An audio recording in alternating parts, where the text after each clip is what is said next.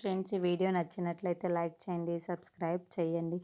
ధరణి ఒక పాయిజన్ బాటిల్ని తీసుకొని వచ్చి అక్కడ ఉన్న జ్యూసుల్లో అయితే కలుపుతూ ఉంటుంది. అది చూసిన వాళ్ళ అమ్మ మాత్రం ఏంటి నువ్వేం చేస్తున్నావు అని అడుగుతూ ఉంటుంది. ఆ మాటలు వినగానే అక్కడ ఉన్న ధరణి మాత్రం నువ్వేం మాట్లాడకు, నువ్వు సైలెంట్గా ఉండు అని చెప్పేసి ఉంటుంది. ఆ జ్యూసులన్నీ తీసుకేసి వెళ్ళి వరలక్ష్మి విష్ణు దగ్గరికి వెళ్తూ ఉంటుంది. అక్కడున్న విష్ణుని జ్యూస్ ఇస్తూ ఉంటుంది. ఆ విష్ణువు మాత్రం ఆ జ్యూసును తీసుకోకుండా వేరే జ్యూస్ తీసుకుంటూ ఉంటాడు.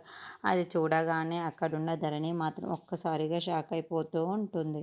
ఇంతలో అక్కడున్న విష్ణు మాత్రం ఆ జ్యూసుని తీసుకొని వరలక్ష్మికి ఇస్తూ ఉంటాడు.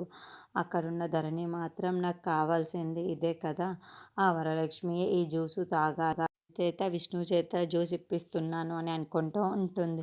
ఇంతలో అక్కడున్న వరలక్ష్మి మాత్రం ఆ జ్యూసును తీసుకొని త్రాగుతూ ఉంటుంది. ఇంతలో అక్కడున్న ధరణి వాళ్ళ అమ్మ మాత్రం తాగు తాగు, నీకు ఇది కావాల్సిందే అని అంటూ ఉంటుంది. ఇంతలో అక్కడున్న వరలక్ష్మి మాత్రం ఆ జ్యూసుని తీసుకొని మొత్తం తాగేస్తూ ఉంటుంది. అలా వాళ్ళందరూ చాలా సంతోషంగా మాట్లాడుకుంటూ ఉంటారు. ఇంతలో అక్కడున్న వరలక్ష్మికి కళ్ళు తిరిగి కింద పడిపోతూ ఉంటుంది. అది చూసిన విష్ణు మాత్రం వరలక్ష్మి వరలక్ష్మి అని చెప్పేసి తన దగ్గరికి అడుస్తూ ఉంటాడు.